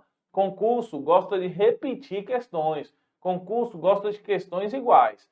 Beleza? Ou iguais ou até parecidas. Já aconteceu muitas vezes, de eu estudar, de eu resolver uma questão e o concurso chegar com a questão igualzinha. Idêntica, resposta igual. Ainda mais algumas bancas que não são tão tradicionais, elas costumam muito fazer isso, repetir questões, porque elas têm um hall de questão muito pequena, aí eles acabam repetindo muito questões. E assim, essa banca do seu concurso não é uma banca tão tradicional a nível Brasil, mas é uma banca bem organizada. Então, assim, os tópicos aí são das provas do bombeiro das múltiplas bancas, de várias bancas que já tiveram. E algumas questões que eu vou trazer para você é das provas não, é da banca, mas não é da prova do bombeiro. Deu para entender mais ou menos? Acabou que ficou um pouco confuso essa situação aí, mas eu imagino que você tenha conseguido compreender aqui como que nós vamos trabalhar no dia de hoje. Beleza? Vamos lá então, vamos começar firme e forte aqui. A estrutura geológica da Terra e suas características e movimentos. Galera, esse tópico e o aspecto demográfico, ele veio para você aí pelo menos 10 vezes. Pelo menos 10 vezes. Ou seja, provavelmente terá uma questão de cada um. Aspecto demográfico, eu te garanto. Eu te garanto que vai ter sobre aspecto demográfico. Aspecto demográfico brasileiro, aspecto demográfico mundial. Eu te garanto que terá. Eu te garanto que terá. A estrutura geológica da Terra e suas características e movimentos, deixa eu te falar. Você vai fazer um... Tenta aí você, no estudo do seu dia a dia, tenta fazer um mapa mental daquela estrutura geológica da Terra. Tenta fazer um mapa mental de como a Terra funciona, a partir de onde a Terra funciona. Tenta fazer um mapa mental. Deixa eu te falar, é complicadíssimo você decorar as eras, o que aconteceu, paleolítico, neolítico, não sei o que aconteceu. É complicado você decorar. Mas se você conseguir realizar, tem N mapas mentais aí na internet, tem muitos mapas mentais na internet que pode te ajudar a isso. Se você conseguir fazer um mapa mental disso, para que você pelo menos entenda de onde que surgiu o ser humano, de onde que surgiu a vida, isso é mais importante para você. A vida surgiu em tal era, o ser humano surgiu em tal era. Isso é mais importante para você do que decorar as eras. Decorar, os dinossauros surgiram na era paleozoica, que isso, que aquilo. Pera, calma. Você não vai ter que decorar isso, calma. Tenta fazer um mapa mental, tenta escrever naqueles Leportist, acho que é Leportist que chama, né? Que você cola. Na minha época de estudo não tinha muito essas coisas, mas hoje está tendo, você cola os papelzinhos e tal. Ou então no celular, tenta fazer um mapa mental dessas situações aqui. Agora, aspectos demográficos, galera, deixa eu te falar. Aspecto demográfico é tudo que fala da população. Se está falando da população brasileira, se está falando disso, está falando aspecto demográfico é tudo. As características da população brasileira, está dentro de aspecto. As características da população que vive no meio oriental. As características da população que vive no meio ocidental. As características da população que vive assim assado. Isso aí, tudo que vem trazendo. Os fluxos migratórios. Os fluxos, os emigrantes, os imigrantes. Chegam da onde, saem da onde, vêm da onde. Galera, isso aí você tem que estudar. Você tem que entender que você vai ter uma prova, que você vai ter que ter um conhecimento. A matéria é grande, a disciplina é grande, então você vai ter que ter um conhecimento. Ele pediu lá para você no edital, Geografia do Brasil, Geografia Mundial, não sei o que. Então, infelizmente, você vai ter que estudar. Beleza? A próxima, cartografia, que não é tão difícil, não é uma situação tão difícil. Se ele não trouxer cálculos, e não trouxer para você tipos de mapas diferentes, mapas históricos, fica um pouco mais fácil. Localização de cartografia não é tão comum cair mais, porque é uma matéria que já está um pouco batida e tal, localização não é tão comum. Mas assim, é bom você dar uma olhada. Geopolítica e geografia política é o que eu mais gosto. Esse é o que eu mais gosto. Como diz aquele filminho, aquele cara no Instagram, eu gosto. Eu gosto muito de geopolítica e geografia política. Porque é o atual, é o que nós vivemos atualmente. É uma entrelaça a história com o atual. É o que aconteceu, o que está acontecendo, qual é a importância do que aconteceu, do que está acontecendo atualmente. É a geografia humana, é a geografia do social. Essa é a geografia. Igual eu te falei. Não é porque eu gosto que é o que você vai ter que estudar só. Porque você viu aí que os outros caíram bem mais questões. Se eu gosto, eu estudo. Se eu não gosto, eu estudo também. Beleza? Não é só porque gosta que não tem que estudar. Então tem que estudar, você tem que pegar firme, você tem que pegar forte aí nisso aí. Beleza? Vamos lá. Regiões brasileiras. Quais são as regiões brasileiras, professor? Regiões do IBGE, né? São Norte, Nordeste. Deixa eu te falar aqui, galera. E não adianta você só saber. O Brasil tem Sudeste, Sul, Nordeste, Centro-Oeste e Norte. Tem só isso. Ah, que lindo, maravilhoso. Não adianta. Não adianta você saber só isso, não. Você tem que saber as características do Sul, você tem que saber as características do Sudeste, você tem que saber as características do Centro-Oeste, você tem que saber as características do Nordeste e as características do Norte. Você tem que saber as características. Você tem que saber onde que é onde que tem uma riqueza maior, onde é mais industrializado, onde é menos industrializado, onde é mais povoado, onde é menos povoado. Você tem que saber onde que a população exerce uma importância, onde o IDH da população é grande, onde o DH é baixo, onde o PIB é mais alto, onde o PIB é mais baixo. Você tem que saber essas características. Você tem que ir para a prova sabendo essas características. Não adianta você só saber que é norte. Quais são as regiões brasileiras? Regiões brasileiras são norte, nordeste, centro-oeste, sul, sudeste. Que lindo, maravilhoso, vai acertar tudo. Vai acertar bosta. Não vai acertar nada. Porque não adianta você saber só isso. Você tem que saber as características. Você tem que saber as características. São importantíssimas. Vai lá, se você tem dificuldade, se você esqueceu de estudar isso, isso aí também é um tópico, galera, que as bancas gostam de cobrar. Apesar de ter aí, falando que só caiu 2 questões até hoje, as bancas gostam de cobrar esse tópico, porque traz pra gente, por exemplo, só um exemplo, eu não sei de onde é que você está assistindo essa aula. Estamos aqui no norte de Minas, o norte de Minas está localizado na região sudeste do Brasil, na região sudeste, porque Minas Gerais está na região sudeste. Só que o norte de Minas, em algumas partes do norte de Minas e do Vale do Jequitinhonha, existem características e clima da região nordeste. Existem características e clima da região nordeste. Então, assim, é importante você saber, é importante você ter esse tipo de conhecimento. Porque a região sudeste toda é a característica de clima tropical. Opa, peraí. Em algumas partes da região, principalmente no norte e no Vale do Jequitinhonha, tem características de clima semiárido. Beleza, professor. Então, beleza. Se cair na prova de jeito... exatamente. Você tem que ter esse tipo de conhecimento de características de cada região. Não adianta você saber só qual região que é, onde que está cada região. Professor, vai aparecer lá um mapinha para me colorir. Galera, isso aí apareceram na 7ª série, 8ª série. Era 9º ano, era 1º ano do ensino fundamental, do ensino médio. Isso aí, olhe lá, 1º ano do ensino médio. As características, o que cada região exerce, a importância de cada região para o país, o PIB de cada região, o IDH de cada região. Você tem que saber esse tipo. Esta região ela é povoada, essa região é pouco povoada, essa região é assim assada, você tem que saber isso aí. Beleza? O importante é isso. Blocos econômicos, não é tão comum cair alguns blocos que não são conhecidos. O mais comum é cair Mercosul, o BRICS cai muito, cair União Europeia. É mais comum cair esses blocos mais conhecidos.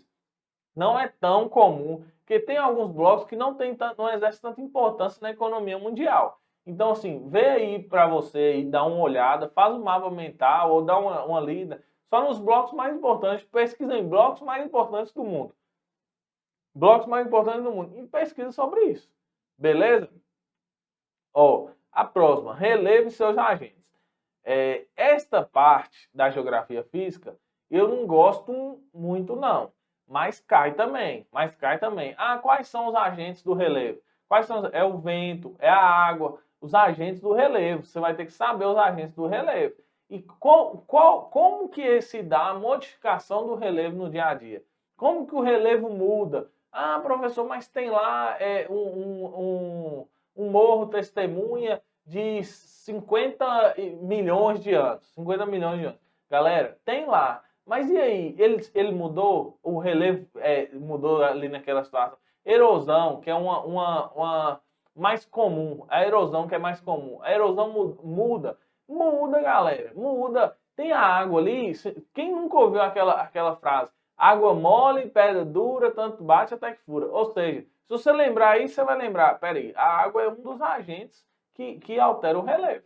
A água é um dos agentes que altera o relevo. O vento, como que o vento altera o relevo, professor? Deixa eu te falar, as dunas lá de Natal, você acha que foram formadas de que forma? Você acha que foram formadas através de quê? Você acha que foi o roubo lá do Patrulha Canina, que foi lá e pegou aquela pá escavadeira dele e colocou lá? Você acha que foi alguém que pegou uma pá escavadeira e colocou lá? Não, galera. Não, é o vento que foi formando, que foi levando a areia e tal, e formou as dunas. E assim por diante. Existem milhões de agentes. Milhões não. Existem muitos agentes do relevo. Existem milhões de modificações do relevo. Beleza? Existem muitos agentes e milhões de modificações. A todo momento o relevo está sendo modificado. A todo momento. Às vezes é imperceptível. Às vezes você não vê a olho nu. Mas você pode ter certeza que está sendo modificado. Os solos têm uma importância, mas eu não vejo tão comum. Não é tão comum cair. Tanto que só tem uma questão aí, solos. Eu te aconselho, se você tem alguma coisa para você não estudar, não estude solos. Mas não é que você não tem que estudar, porque pode ser que caia. Essa banca aí é imprevisível, né? Eles têm poucas provas, eles não têm tantas provas, então assim, eu te aconselho que estude, beleza?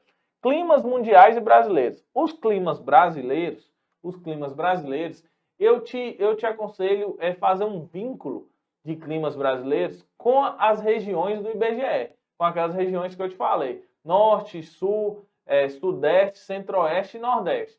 Eu te aconselho fazer um vínculo com aquilo dali, procurar as características e o clima de cada região. As características, professor, mas você acabou de falar que o norte de Minas tem características do nordeste. Galera, tem as características, mas você tem que saber esse tipo de observação. Você tem que saber, quando você está estudando lá direito, aí não tem falando, exceto não sei o que, não sei o que. Aí tem lá falando, salve, não sei o que, não sei o que. Então, se tem lá um ou outro salve ou um ou outro exceto, então você tem que saber que isso aqui também tem. Isso aqui também tem. É uma situação que é hipotética, que isso, que aquilo vai acontecer assim. Isso aqui foi em tal região, região sudeste. Espera aí, mas você olhou a característica, o clima, como que funciona e tal, você tem que saber isso aí, beleza? Pode ter ficado um pouco confuso, mas os climas mundiais, por exemplo, que gostam muito de cair em prova. Clima polar, características dos climas polares. As características do clima polar é fácil. Características do clima polar é fácil. É frio, é um clima frio, as características são mais fáceis. Se falou de altas temperaturas, já não é clima polar. Se falou de baixas temperaturas, faz uma análise, vê como que é. Clima polar, eles gostam muito de colocar em prova. Gostam muito de colocar em prova, que é um dos climas mundiais, que não tem no Brasil. Clima polar não tem no Brasil, beleza? Então, não tem característica de clima polar no Brasil, beleza, galera? Então, assim, esse nós fizemos um apanhado. Trouxe algumas questões aqui para vocês. Não vou responder, não vou comentar as respostas, apenas vou ler a questão e comentar como ele trouxe para você, beleza? Vamos lá, então, para a próxima. Primeiro, a estrutura geológica da Terra, suas características e movimento. Essa questão aí é de uma prova atualizadíssima. É de uma prova do ano do 2021, da banca que vai fazer o seu concurso. Ou seja, a probabilidade de ter uma questão parecida é grande. Eu estou falando de probabilidade, eu não estou afirmando que terá. A probabilidade é grande. Então, assim, essa é uma questão. A gente na internet, a gente não encontra tantas questões de geografia dessa banca. São poucas questões, principalmente porque é uma banca recente, cobrar geografia é recente. Então, esse concurso imenso foi da Prefeitura de Dores de Indaiá, se eu não me engano, é em São Paulo, se eu não me engano. Então, assim, é uma questão recente, é uma questão atualizada, que provavelmente pode ser que tenha um aparecido na sua prova. Aí, como que ele pediu lá? A estrutura geológica da Terra, suas características e movimentos. Como que ele pediu? Em termos geológicos, as forças tectônicas que movimentam as placas e provocam dobramentos, terremotos e vulcanismos que dão origem a grandes estruturas da superfície terrestre têm sua origem Ó, se tá falando de forças tectônicas, eu vou só fazer um comentário aqui rapidinho. Se movimento de placas é abaixo da Terra. Então, endo é abaixo. Endo, a resposta então. Falou de movimento de placa, é abaixo da Terra. Então, endógenas, forças endógenas. A resposta certa. Beleza? Exógenas era se fosse acima da Terra. Se fosse acima da Terra, se tivesse alguma movimentação acima da superfície terrestre, da Terra não, acima da superfície terrestre, abaixo, endo. Acima, exo. Beleza? Geotérmica não tem nada a ver. Decomposição sedimentar também não tem nada a ver. Geotérmica é se caso tiver alguma aumento de temperatura, essas coisas assim. E decomposição sedimentar é se tiver desmoronamento, essas coisas, aí decomposição sedimentar. Ou então caso aconteça alguma sobreposto de rochas, aí é decomposição sedimentar. Beleza? Questão atualizada, questão nova. A próxima, aspectos demográficos. Isso aqui é uma questão um pouco grande. O que eu te falo a respeito de migração?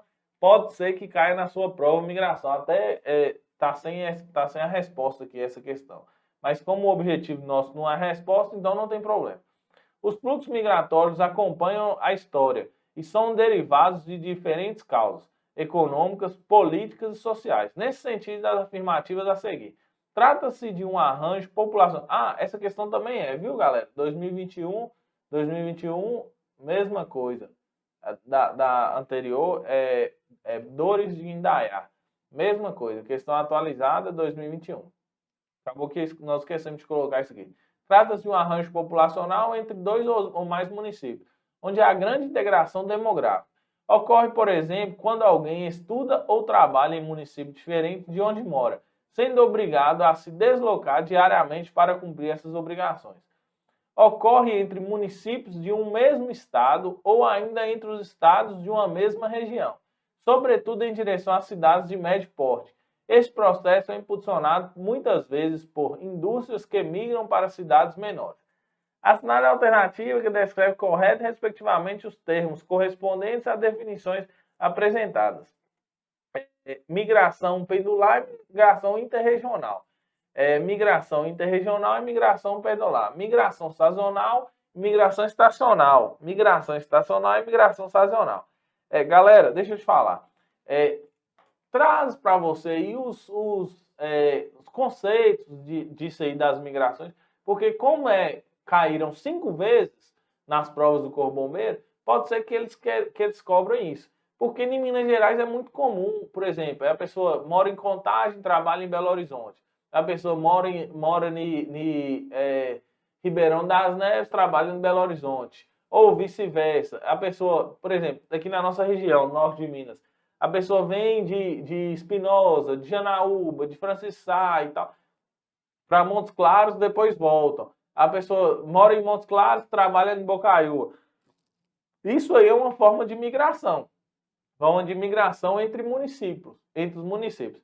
Caso está ali na fronteira entre um estado e outro, pode acontecer entre estados também. Beleza? Para a próxima, cartografia. Foi o que eu te falei. Que é ruim se cair, né? Mas vamos lá. Essa questão aqui foi da SESGRAN Rio 2014. Num cartograma de escala 1 por 200 mil, a distância média em linha reta entre duas cidades é de 4 centímetros. A distância real entre essas cidades, medida em quilômetros e em linha reta. Galera, deixa eu só te falar aqui. Faz um triângulo. Aí você coloca aqui distância real, distância do mapa e escala. Aí assim você vai conseguir calcular tudo que você tem de escala e de cartografia. Isso aqui você vai conseguir calcular tudo que você tem de escala e cartografia. Como o objetivo nosso não é fazer esse tipo de cálculo, então vamos para a próxima. Geopolítica e geografia política. Doutrina política e econômica. Essa parte aqui eu gosto, viu, galera? Essa parte aqui eu gosto. Eu gosto Muito. Eu gosto muito. Doutrina política e econômica que prega a coletivização dos meios de produção e distribuição, mediante a supressão da propriedade privada e das classes sociais. É correto afirmar o trecho se refere a socialismo. Deixa eu só te falar por que essa questão aqui, como nós temos um tempinho aqui, por que isso aqui é socialismo? Deixa eu te falar, socialismo é contra classes sociais. Então aqui, ó, quer ver? Supressão da propriedade privada das classes sociais. Socialismo, ele quer que todos sejam iguais, ninguém seja diferente, todos sejam iguais. É um pouco história, um pouco geografia, é uma parte que eu gosto bastante. Regiões brasileiras, que eu te falei das características, aqui, ó, característica, ele traz para você uma característica do estado aí, ó. A densidade demográfica é um dado importante para a verificação do censo, pois nem sempre um local populoso é também povoado. O que eu te falei aqui? Nem sempre um local populoso é também um local povoado, é característica. Nesse sentido, considerando a amplitude do território nacional brasileiro, assinando a alternativa que apresenta corretamente o estado mais populoso do Brasil, segundo o censo IBGE 2010. O estado mais populoso do Brasil é São Paulo. São Paulo. Qual é a diferença de populoso para povoado, professor?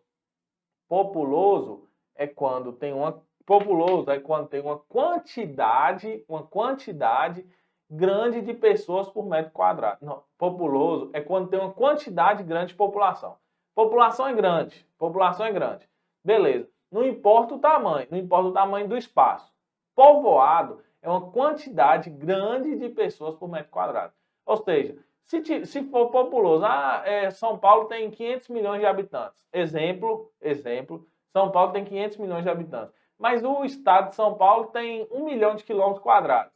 Ou seja, o estado de São Paulo não é povoado. Eu estou dando exemplo. Não é povoado.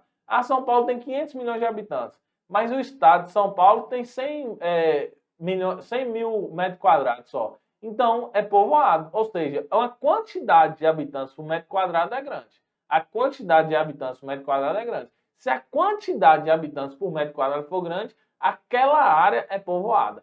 Se a quantidade de habitantes for grande, sem importar o metro quadrado, pode falar que é populoso. Beleza? Então, São Paulo é o mais... o que eu te falei? Das características que você tem que saber. Os blocos econômicos, a formação de um bloco econômico segue etapas importantes dentro do processo de globalização, regionalização. As principais etapas na formação de um bloco são zona de livre comércio, união aduaneira, mercado comum e união monetária de políticas. Entre os blocos existentes atualmente, apenas um chegou à última etapa. Qual é esse? Qual é a última etapa? União monetária e política. Apenas a União Europeia. Beleza? Pode cair. O que eu te falei? Aqui, ó, do mais comum. Mercosul, União Europeia, tigres asiáticos.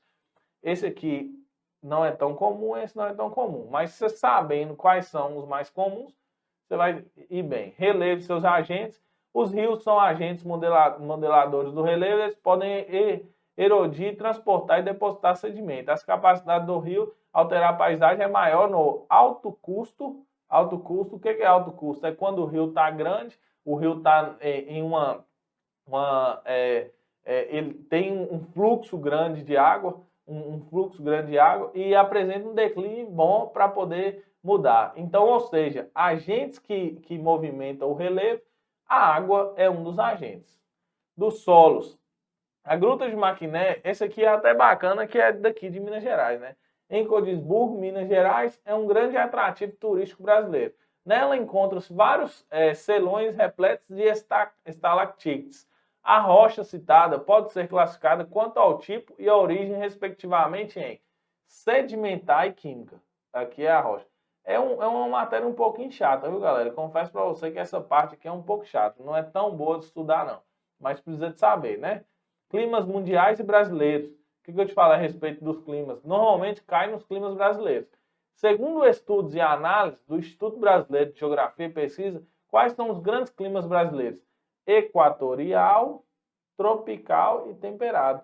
Porque o Brasil está numa zona temperada. Beleza? Fontes de energia, energia renovável, energia não renovável. Eu imagino que terá uma questão na sua prova sobre esse assunto aqui. Eu imagino que terá, porque é um assunto muito pertinente nos dias atuais. Então é bom você dar uma olhada, beleza? Imagino que terá uma questão. As principais matrizes energéticas brasileiras são as hidrelétricas, que produzem mais de 70% da energia elétrica consumida no país. No entanto, nos últimos anos tem havido um incentivo para diversificação dessas matrizes energéticas. No Nordeste, por exemplo, cresce consideravelmente a exploração da energia eólica. O que é energia eólica, galera?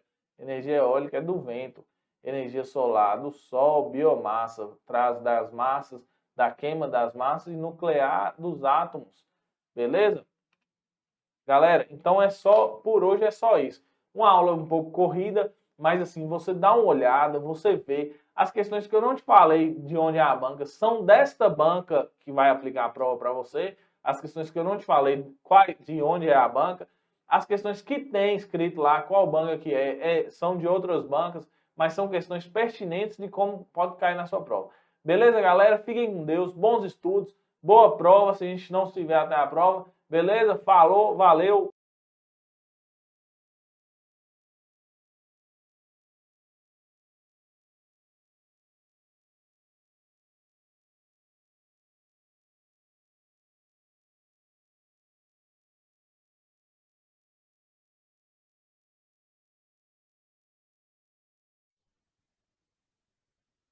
Fala, meus queridos, muito bom dia. Como é que vocês estão? Para quem não me conhece ainda, meu nome é Mike Hollander. Eu sou bombeiro militar aqui em Minas Gerais e sou professor da LJ, tá? Antes da gente começar, vou falar para vocês aí seguirem o LJ nas redes sociais, principalmente no YouTube, porque lá eles postam muito conteúdo também. Inclusive tem algumas aulas minhas lá, né? E de outros professores. E também, se quiserem aí ver algum conteúdo do Corpo de Bombeiros Militar, né, em específico de Minas Gerais, me siga lá no Instagram, Mike Hollander, porque eu posto lá muito sobre trabalho, né, sobre nosso dia a dia aqui, beleza? E vou postar também alguns conteúdos sobre concurso público, tá bom? Algo aí que serve para qualquer concurso público, não só para o Corpo de Bombeiros, beleza? Hoje, em específico, aí, a gente não vai ter uma aula, tá? A gente vai abordar aí um pouco sobre os temas que mais caem, em específico, na matéria de Química, tá? Eu analisei 7 editais, tanto do CFSD quanto do CFO, e não analisei só os editais da Fundep, não. Até porque, como vocês já sabem, esse concurso de agora, que já está na porta aí já, né? Ele não vai ser a Fundep quem vai aplicar, vai ser a IBGP. Mas antes da Fundep também, tiveram algumas outras bancas. Anteriormente, a Fundep veio a Fulmarc, por exemplo, e eu também peguei questões da Fulmarc, tá bom? Principalmente de 2014, tá? Para a matéria de Química, tem uma questão aqui muito fundamental que eu vou citar ela, mas antes vamos para esse quadro aqui das questões que mais caem. Então, percebam, falei que analisei os 7 últimos editais. São 5 questões de Química, né? E desde o início foi assim. Então, no total que nós temos 35 questões. Dessas 35, quase metade foram questões de Química Orgânica. São 13 questões de Química Orgânica. Então, não precisa nem falar nada, né? É um conteúdo aí que vocês têm que saber de cor, tá? Óbvio, que Química Orgânica é muita coisa, né? Dentro de Química Orgânica tem as funções orgânicas também. Vocês têm que saber tudo isso, tá bom? Então, eu coloquei aqui, o conteúdo em específico é Química Orgânica, mas dessas 3 questões, tem desde o nível fácil até o nível difícil, tá? Nessas provas que eu analisei. Então, o conselho é estudem tudo de Química Orgânica, não deixa nada para trás, não, tá bom? Depois, reações químicas e estequiometria. 11 questões, também bastante questões. A gente pegar aí, são 35 questões, então seriam mais ou menos aí 40%, quase. Né? 10% seriam 3,5%, não existe. 7, 10,5%. 33% aí das questões foram reações químicas e estequiometria. E então, química orgânica em 40%. 40% dariam 14%, né? Então, quase 40%. Então, são as duas matérias assim, que não caem na prova do Corpo de Bombeiro daqui de Minas Gerais. Despenca. Vocês têm que saber esse conteúdo, tá? Melhor ainda tá por vir. Vou citar no final. Depois, soluções. 5 questões. E olha, para todas essas matérias que estão listadas aqui, eu só estou citando o conteúdo. Vocês têm que saber de cor todo o conteúdo. O ideal, na realidade, é vocês saberem tudo. É vocês terem estudado todo o edital. Antes de eu passar no Corpo de Bombeiro, eu consegui estudar o edital 3 vezes. Óbvio que eu tinha bastante tempo para isso e eu estudava o dia inteiro. Mas estudei o edital 3 vezes. Óbvio que eu foquei mais no que realmente cai. Mas eu não deixei de estudar o que não cai tanto. Porque pode acontecer. E às vezes são essas questões que menos caem, mas que vão fazer diferença. Porque tem muitas pessoas, muitos concurseiros que vê o edital, às vezes nem está estudando para aquele edital em específico, então começa a ler rapidamente. Como eles já têm uma certa maldade, dependendo do tempo que já está nesse mundo aí dos concursos, eles já vão direto nessas matérias que mais caem. E aí acabam acertando essas questões na prova. Porém, aí eles conseguem uma nota boa, mas essas questões que caem menos, mas que estão lá, que aparecem lá, pode fazer diferença ou não na aprovação dessa pessoa. Então, o ideal é vocês estudarem tudo, beleza? Mas fazer essa análise aqui é extremamente importante também para a questão do foco aí nas matérias que vocês vão estudar, principalmente nessa reta final, tá bom? Então, continuando aí, soluções, foram 5 questões, então um pouco mais aí que 10%, uns 15% aí das questões dos últimos concursos, tá? E também essas 5 questões engloba o assunto geral de soluções, tá bom? Química básica. Eu tenho um comentário em especial para fazer sobre química básica, mas eu vou terminar aqui esse quadro primeiro. Então, química básica tem 4 questões, um pouco mais que 10% aí também. Vamos pôr aí 13%, 12%, 13%. E eletroquímica, apenas 2 questões, mas tá lá também. Inclusive, foram essas questões aí que fizeram diferença. Para mim, talvez não tanto, porque eu acertei bastante questão na prova que eu passei. Mas para colegas meus ali que estavam entre o excedente e o dentro das vagas, essas 2 questões, né, de eletroquímica, eu tenho certeza que fizeram a diferença para eles, tá bom? Vou voltar um pouco aqui em química básica. São 4 questões de química básica, mas o que seria química básica? É um assunto também muito amplo. Química básica envolve os modelos atômicos. Então, tem questão de modelo atômico, inclusive, dessas 4 aqui. Então, são aqueles 4 modelos atômicos, né? Dalton, Bohr, Rutherford, enfim. E Thomson, né? Não falei na ordem, não. Mas esses 4 modelos atômicos. Distribuição eletrônica, né? Que seria aquela tabelinha de Linus Pauling. Tabela periódica, então nem se fale. Gente, vocês têm que saber tabela periódica. Se vocês não estudarem tabela periódica, vocês vão dificultar a vida suas mesmo na química. Tem que saber tabela periódica. E não é só para o assunto aqui, química básica. É para qualquer matéria. Você sabendo tabela periódica, fica mais fácil estudar química orgânica, fica mais fácil estudar estequiometria, fica mais fácil estudar soluções. O básico não é de fácil. O básico é de base. Certo? Então não tem como vocês construírem uma casa começando do 2º andar. Vocês têm que ter uma base. Então, por mais que química básica tenha poucas questões, eu aconselho de coração mesmo, foquem em química básica. Porque não é só isso que eu falei. Aqui também tem ligações. E ligações são vários tipos de ligações, né? Iônica, covalente, metálica. Vocês têm que saber a distribuição dos íons. O que é um cátion? O que é um ânion? Mas para conseguir até entender o que é um cátion, um ânion, quem que doa, quem que recebe elétron, vocês já têm que saber a tabela periódica, que é o básico de tudo. Tem que saber, tem que saber. Vocês têm que saber o que é um isótopo, um isóbaro, um isótono. Isso é fundamental para o sucesso de vocês aí na química, beleza? Por isso que eu falei que tinha algo em especial que para citar é com relação à química básica. E essas 4 questões são das mais amplas. Tem questão só de tabela periódica, é uma dessas 4 que eu analisei. A outra é uma questão sobre o modelo atômico, que seria os modelos de Dalton, Thomson, por aí vai. E tem questão também sobre cátions e ânions, certo? Então, é um conteúdo que, por mais que caia pouco, vou voltar. Por mais que caia pouco, vocês têm que saber. Porque é essa base que vocês precisam ter para entender qualquer conteúdo na química. Eu falo isso não é só para química, é para qualquer área das exatas. Então, isso aqui está servindo também para a física e está servindo principalmente para matemática. Até porque matemática são 10 questões no CFSD. E no CFO tem peso 3. Além de química, também tem peso 3 no CFO. E física também, né?